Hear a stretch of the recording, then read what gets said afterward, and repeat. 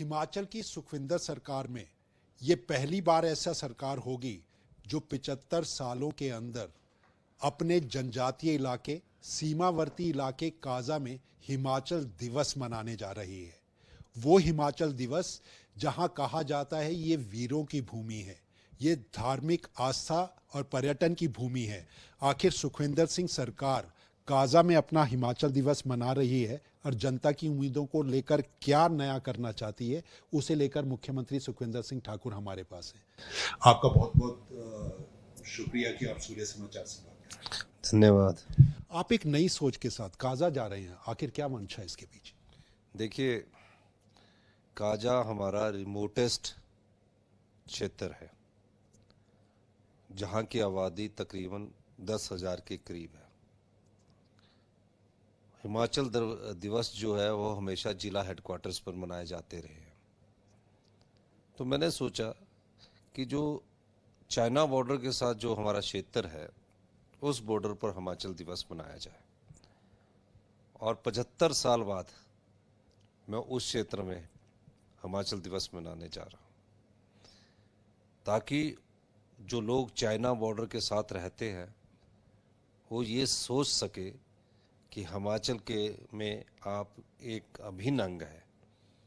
इस दृष्टिकोण से सभी अधिकारी, सभी कर्मचारी और मेरे जीवन का पहला हिमाचल दिवस वहाँ काजा में हम मनाने जा रहे हैं, स्पीति में, जो कि एक नई परंपरा और एक नई व्यवस्था की शुरुआत है। ये एक बड़ी बात आप कह रहे हैं, लेकिन वही सामरिक दृष्टि से जिन्हें महत्वपूर्ण माना जाता है, चाइना और भारत के रिश्तों की बात अगर की जाती है, एक तरफ बात देश के अंदर ये की जा रही है कि पूर्वोत्तर राज्यों के अंदर, अरुणाचल के अंदर चीन अंदर आने की कोशिश कर रहा है, एक विवाद बनने की स्थितियां पैदा हो रही हैं। आपके इस कदम से आपको लगता है तस्वीरें बदलेंगी और वो जो एक डर की बात आती थी सामरिक दृष्टि से हमारे सीमावर्ती इलाकों में, वो दूर होगा? देखिए, सामरिक दृष्टि से अगर देखा जाए तो ये अंतिम गांव है। चाइना की बाउंड्री वहाँ से कोई 30-40 किलोमीटर की दूरी पर है और एरियल डिस्टेंस तो बहुत ही कम है। तो एक जो भावनात्मक रूप से देश के साथ जुड़ने की, राष्ट्रीयता की बात करने की दृष्टिकोण से हम इस हिमाचल दिवस को उस अंतिम गांव में मना रहे हैं, और मैं खुद उसमें 2 दिन के लिए वहाँ जा रहा हूँ और वहाँ के विकास कार्यों का भी मैं जायज़ा लूँगा, और इस दृष्टि से कि वहाँ विकास किस दृष्टि से होना चाहिए। अंतिम गांव है हिंदुस्तान का, चाइना बॉर्डर के साथ लगता है, और उसमें मैं खुद देखकर अधिकारियों के साथ बैठकर वहीं योजना बनाएंगे ताकि सामरिक दृष्टि से भी इसका उपयोग हमारे सैनिक आने वाले समय में भी कर सके। कांग्रेस की विरासत माना यह जाता है कि वीरभद्र सिंह के बाद ये नई टीम, कांग्रेस की नई टीम आई है और काफ़ी उम्मीदों, काफ़ी वायदों के साथ आप आए हैं, लेकिन मुख्यमंत्री सुखविंदर सिंह ठाकुर क्या मानते हैं वो गेम चेंजर आपका सबसे बड़ा ऐसा कौन सा कदम होगा जो आपको लगता है हिमाचल प्रदेश के लिए, हिमाचल प्रदेश की तस्वीर के लिए, इसके कर्ज के लिए, इन चीज़ों को बदलने वाला साबित होगा? आखिर सुखविंदर सिंह ठाकुर वो कौन सा फैसला अपना? देखिए, तकरीबन 100 दिन का समय हो गया है, हम दिन रात मेहनत कर रहे हैं। प्रदेश को जिस आर्थिक बदहाली में पिछली भारतीय जनता पार्टी की सरकार ने पहुंचाया है, उस आर्थिक बदहाली से उभरने के लिए हम प्रयास कर रहे हैं। मेरा प्रयास है प्रदेश पर जो 75,000 11,000 एम्प्लॉयज़ की देनदारियां और 900 करोड़ रुपया हमारा डीए का जो बनाकर सब कुछ बनता है, उस कर्ज को कैसे कम किया जाए और कैसे हिमाचल के विकास में 4 चांद लगे। हम दिन रात मेहनत करके जो पुराने कानून हैं उनको बदल रहे हैं, नई व्यवस्था को हम लागू कर रहे हैं। आपने बजट दिया और इसको नाम दिया ग्रीन बजट। आप लगातार बात कर रहे हैं कि हिमाचल जो है वो कार्बन विसर्जन की तरफ, यहाँ के पर्यावरण को बचाने की तरफ बढ़ेगा। ये ग्रीन बजट आखिर क्या कहना चाहते हैं मुख्यमंत्री सुखविंदर सिंह? देखिए, कोई ग्रीन बजट की बात नहीं है, लेकिन ग्रीन स्टेट बनाने की दिशा में हम अग्रसर हो रहे हैं। मैंने पाया कि भविष्य की ऊर्जा की ज़रूरतों को पूरा करने के लिए हिंदुस्तान का सबसे लीडिंग प्रदेश कोई बन सकता है तो हिमाचल प्रदेश है। हम ग्रीन हाइड्रोजन, ग्रीन अमोनिया के क्षेत्र में आगे बढ़ना चाहते हैं। हम चाहते हैं कि ग्रीन हाइड्रोजन और ग्रीन अमोनिया यहाँ पैदा हो, सोलर प्रोजेक्ट्स यहाँ लगें और हम अपनी ज़रूरत की जो ऊर्जा है जो सर हमें चाहिए होगी, उस ऊर्जा का उपयोग करने के बाद हम उसको बेचने की भी आगे क्षमता रखें ताकि हिमाचल प्रदेश अपने पैरों पर खड़ा हो गए। मुझे बड़ी खुशी है कि पहला बजट उस दिशा में, उस नींव को रखने जा रहा है जो आने वाले समय में 10 सालों में हिमाचल प्रदेश हिंदुस्तान का सबसे अमीर राज्य बनने जा रहा है। मैं आपको और भी बताना चाहूँगा, जैसे ही हमने बजट प्रस्तुत किया वैसे ही हमने उस बजट के कैबिनेट फैसलों को लेना शुरू कर दिया। अभी हमने 200 मेगावाट का टारगेट रखा है इस साल बिजली सोलर पावर का, मतलब सोलर से बिजली उत्पादन का, और उसके लिए 40 मेगावाट के हमारे टेंडर हो गया और भी हम उसमें बहुत तेज़ी से आगे बढ़ रहे हैं। ये क्यों रखा है? इससे अगर हम 200 मेगावाट बिजली हम सर्दियों में पैदा कर सकेंगे तो हमें 600 करोड़ रुपए की आय होगी। जो हम सर्दियों में क्या होता है, बिजली खरीदते हैं, अक्टूबर से मार्च तक हम सर्दियों में बिजली खरीदते हैं और उस समय यूनिट होता है 7 रुपये पर यूनिट। हम क्यों खरीदे? हमारे पास हमारे अपने सोर्सेज है, हम 600 करोड़ रुपये भी बचाएंगे। इस दिशा से इस बजट में उसकी नींव रखी गई है। ग्रीन हाइड्रोजन के क्षेत्र में हम हिंदुस्तान की लीडिंग स्टेट बनना चाहते हैं। जल्दी ही हमारे बड़ी कंपनियों के साथ समझौते होने वाले हैं। मैं व्यक्तिगत तौर से उसको खुद देख रहा हूँ। एक बात आप लगातार इस बात पे करते रहे हैं, लेकिन आपने वाटर सेस लगाने की बात की। हंगामा जो है पड़ोसी राज्यों के अंदर मचना शुरू हो गया। आपको लगता है ये वाटर सेस का कदम हिमाचल प्रदेश की तकदीर बदलने वाला होगा और ये वाटर सेस से कुछ मिलना भी शुरू होगा, या सब्सिडी सरकार की एक और बोझ बनती हुई तस्वीर दिखाई देगी? नहीं, वाटर सेस में कोई सब्सिडी नहीं है। वाटर सेस क्या है? वो गलत कम्युनिकेट किया पंजाब के मुख्यमंत्री जी को भी, हरियाणा के मुख्यमंत्री जी को भी। मैं पंजाब के मुख्यमंत्री जी से मिलकर मैंने कहा है कि ये कोई पानी पर सेस नहीं लगाया गया। जो हमारा नदियों का पानी पंजाब हरियाणा जाता है उस पर कोई सेस नहीं है। हमने कहा कि जो हाइड्रो प्रोजेक्ट 172 हिमाचल प्रदेश में लगे हैं, उनके जो डैम है उससे जनरेशन होती है, उस पर वाटर सेस लगा है और उस वाटर सेस के माध्यम से हम अपनी आय के स्रोत को भी बढ़ाना चाहते हैं। ये आने वाली जो परियोजनाएं होंगी उन पे होगा, क्योंकि पुरानी परियोजनाएं जो चल रही हैं उन पे वाटर सेस उगाना या उनसे मांगना, जब एमओयू आप करार आपके पहले हैं, वो तो संभव नजर नहीं आ रहा। नहीं, एमओयू की बात नहीं है। वाटर सेस तो उन प्रोजेक्ट्स पर लगेगा जो लग चुके हैं और भविष्य में लग चुके हैं और पिछले भी लग चुके हैं। उसकी नोटिफिकेशन कर दी गई है और उसमें मुझे बड़ी खुशी है कि सभी लोग उस वाटर सेस में देने को तैयार हो चुके हैं। पर कुछ एक लोग बोल रहे हैं कि थोड़ा सेस ज़्यादा है, तो उसको हम कम भी करेंगे। ऐसा नहीं है कि हम अपने पावर प्रोजेक्ट जो प्रोड्यूसर है, जो बिजली पैदा करने वाले हैं, हमारे उद्योगपति है, उनको तंग करना चाहते हैं। हम उनकी भावनाओं को भी समझते हैं और कुछ समझ कर आगे बढ़ेंगे। एक सवाल इसके साथ ही जुड़ा मैं इसलिए करना चाहता हूं क्योंकि लोगों के अंदर डर है। कई विपक्ष के नेता इस तरह का सवाल उठा रहे हैं, ये जो वाटर सेस लगेगा इसका बोझ कहीं जनता के ऊपर कन्वर्ट ना हो। मुख्यमंत्री आप हैं, आप कई बार इस बारे में जाहिर कर चुके हैं, लेकिन ये वाटर सेस का बोझ आपको लगता है जनता के ऊपर किसी भी रूप में आने वाले वक्त में, या सरकार के ऊपर खुद सब्सिडी के ऊपर, वो सवाल मैं जानना चाह रहा हूं। नहीं, ये नहीं लगेगा। जनता पर इसका कोई बोझ नहीं पड़ेगा। जो हाइड्रो प्रोजेक्ट 172 हिमाचल प्रदेश में लगे हैं, जो रेवेन्यू जनरेट कर रहे हैं, जो पैसा कमा रहे हैं, उन पर लगेगा और उस पैसे के आधार पर वो वाटर सेस उन पर लगेगा और हमको उससे आय होगी। कंपनियां मान जाएंगी ये सारी? मेरा मानना है कि हमारे राज्य में है और वाटर स्टेट सब्जेक्ट है, कंपनियां सब मानी ही गई है। बागवानी एक और बड़ी गारंटी आपकी ये रही है, और एक बहुत बड़ा फैसला, भले ही ये देखने में छोटा लग रहा हो, कि प्रति किलो सेब की बिक्री होगी, ये फैसला आपने ले लिया है। इस फैसले के पीछे और इससे कितना आपको लगता है चीजें बदलेंगी? देखिए, हमने बागबानों का भी ध्यान रखा है। यूनिवर्सल कार्टन की भी मैं बात कर रहा हूँ। अभी तो हमने ये फैसला किया है यूनिवर्सल कार्टन की तरफ भी हम आगे बढ़ेंगे। क्यों ना बढ़े? अब बेचारा जो पेटी है कई बार 28 किलो की होती है और सेब का मूल्य उसको मिलता है 20 रुपये 24 रुपये। तो 20 किलो दाम का ही सेब का मूल्य मिलता है, 24 किलो दाम का ही सेब का मूल्य मिलता है 28 किलो की पेटी का। तो बागवान को तो 4 किलो का नुकसान हो गया ना। तो हमें बागवान की जेब में भी तो पैसा डालना है। हम इस दृष्टिकोण से बागवानों के हितों में, किसान के हितों में, और अगर उनके हितों में फैसले लेने की जरूरत है हम उन फैसलों को लेंगे। एक सवाल लगातार उठता है, ये हिमाचल दिवस आप मनाने के लिए जा रहे हैं और हिमाचल को माना जाता है देवभूमि और वीर भूमि।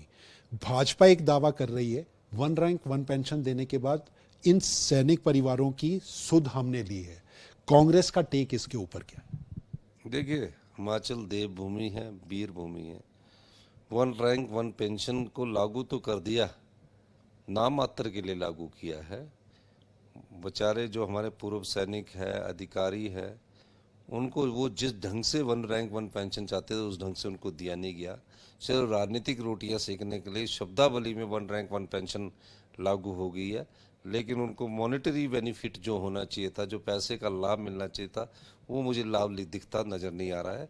इस दृष्टिकोण से वन रैंक वन पेंशन को सैनिक अधिकारियों से बैठकर जो वो चाहते हैं उस ढंग से लागू करना चाहिए। आपको लगता है सैनिक कभी वोट बैंक की राजनीति का हिस्सा होना चाहिए, या आपको लगता है कि ये कोशिश जो है दूसरे विपक्षी दलों से या सत्ता में बैठी भाजपा की तरफ से होती थी? देखो, राजनीति में तो हर चीज वोट बैंक का हिस्सा होती है, वो कोई दो राय नहीं है।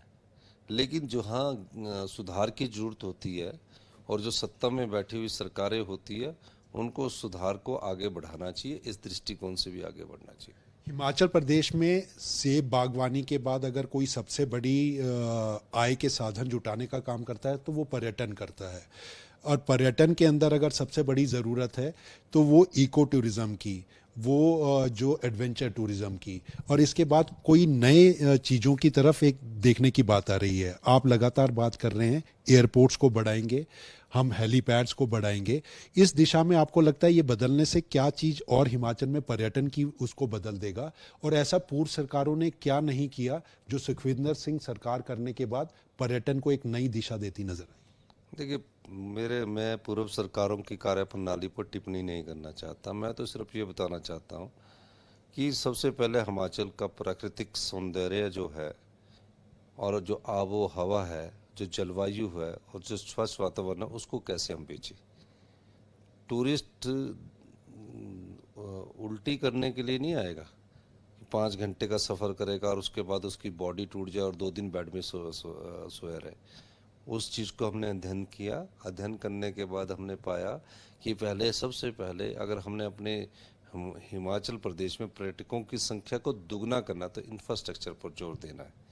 और इस दृष्टिकोण से हमने बजट में जो हमारा कांगड़ा का एयरपोर्ट है उसके लिए अलग से पैसे रखे, हेलीपोर्ट्स के लिए अलग से पैसे रखे। दूसरा मैं आपको बताना चाहता हूँ कि ये जो व्यवस्था परिवर्तन हुआ, हमने पोंग डैम में वाटर स्पोर्ट्स को बढ़ावा देने के लिए उसकी भी अप्रूवल करवा दी। अब वहाँ शिकारा, याट और हाउस बोट वगैरह चलने शुरू हो जाएंगे, हॉट बैलून शुरू हो जाएंगे। एडवेंचर टूरिज्म के लिए हमने बीड, बिलिंग और जगह भी पैराग्लाइडिंग और एडवेंचर स्पोर्ट्स को बढ़ावा देने का कार्य शुरू कर दिया है।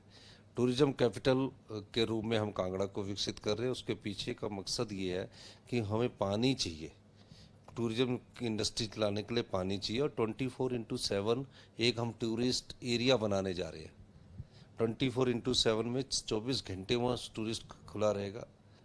दुबई जैसा क्षेत्र जो है वो कंक्रीट की बिल्डिंगों से बिक रहा है। हमारे यहाँ तो प्राकृतिक सौंदर्य है, इको टूरिज्म के लिहाज से हम उसमें भी आगे बढ़ रहे हैं। और मेरा मानना है कि हम जिस स्पीड से हम काम कर रहे हैं, एयरपोर्ट के लिए लैंड एक्विजिशन का काम हमारा बहुत जल्दी शुरू हो जाएगा और टूरिज्म को हम धरातल पर लाकर अपने जो टूरिस्टों की संख्या जो हमारी अभी होती है उसको डबल करने में सार्थक सिद्ध होंगे। मैंने खुद इस दृष्टिकोण से मैं खुद आगे भी काम कर रहा हूँ। इंटरनेशनल एयरपोर्ट ये मंडी में ही ग्रीनफील्ड बनेगा, या आपको लगता है कि लगातार बातें सामने आ रही है कि जाहू में इसके लिए देखी जा रही है? ये पूर्व जयराम सरकार का ड्रीम प्रोजेक्ट आपको लगता है जाहू या फिर मंडी के अंदर ही ग्रीनफील्ड? देखिए, ये हम किसी के सपनों को तोड़ने के लिए नहीं आए, हम सपनों को पूरा करने के लिए आए। जयराम ठाकुर जी का ड्रीम प्रोजेक्ट है, उनका मंडी ग्रीनफील्ड है। उसकी हमने SIA सोशल इम्पैक्ट असेसमेंट सरकार ने करवा दी है। हमने उनसे कुछ नहीं पूछा, हमने तो उसमें आगे बढ़े हैं। अब वो अगर भारत सरकार से इंटरनेशनल एयरपोर्ट के लिए धन लाएंगे, हमारी कोई मनाही नहीं है, किसी भी योजना को मनाही नहीं है। मेरी सोच और किसी तरह की है। लेकिन मैंने कहा कि इसके साथ वो जब वो पैसा लाएंगे, कांगड़ा का एयरपोर्ट हमारा जल्दी बन सकता है, तो उसको भी हमने SIA आज उसका लास्ट दिन है। उसके बाद वो भी रिपोर्ट सबमिट करेंगे और उसके बाद हम दोनों प्रोजेक्ट में आगे बढ़ेंगे। जो जाहू की बात कर रही है, ये मेरे को तो अखबारों के माध्यम से पता लगा है, लेकिन हमने मंडी के बल एयरपोर्ट की SAIA रिपोर्ट दी है और अभी जाहू के एयरपोर्ट की हमारे पास ऐसी कोई बात नज़र नहीं आ रही है। एक सवाल हिमाचल के अंदर जरूर उठता है और इसको डॉक्टर YS परमार जो पहले मुख्यमंत्री रहे हैं, हिमाचल की सांस्कृतिक विरासत और इसकी धरोहर को बचाने के लिए हर सरकार ने काम किया है। आपको लगता है अभी हिमाचल में इसी विरासत को आगे बढ़ाने के लिए कुछ और नया करने की ज़रूरत है? अगर वो ज़रूरत है तो सुखविंदर सरकार की नज़र में वो ज़रूरत क्या है? नहीं, हमारा बजट इस ओर इंगित करता है कि किस प्रकार हम आगे बढ़ रहे हैं। कोई अगर बजट को ध्यान से पढ़ेगा, ध्यान से समझेगा, तो उसका आत्मा आपको नज़र आएगी कि हम किस दिशा में आगे बढ़ रहे हैं। तो निश्चित तौर पर बजट में हमने कई चीज़ें वहाँ अपने एनवायरनमेंट को देकर ग्रामीण अर्थव्यवस्था को बजट में बहुत मजबूत करने की दिशा में हम काम कर रहे हैं। 2 गारंटियाँ हमने लागू कर दी OPS वाली, और 1500 रुपये वाली पहले चरण में उनको देंगे और आने वाले समय में और चरणों में औरों को देंगे। एक सपना, एक बात आपने देखी थी दूध को लेकर कि आप गांव के अंदर की व्यवस्था को अगर बदलेंगे तो ये दूध एक नई क्रांति ला सकता है। कितने आगे आप इसमें? देखिए, मैंने ग्रामीण अर्थव्यवस्था में उसी चीज़ को ध्यान में रखकर किया है। इंफ्रास्ट्रक्चर में हम आगे बढ़ रहे हैं। 500 करोड़ रुपये हमने एलोकेट कर दिया। पहले हम इंफ्रास्ट्रक्चर बनाएंगे, जो दूध इकट्ठा होगा उसके लिए हम कूलर्स खरीद रहे हैं, इंफ्रास्ट्रक्चर खरीद रहे हैं, फिर डेयरी के प्रोडक्ट्स बनेंगे।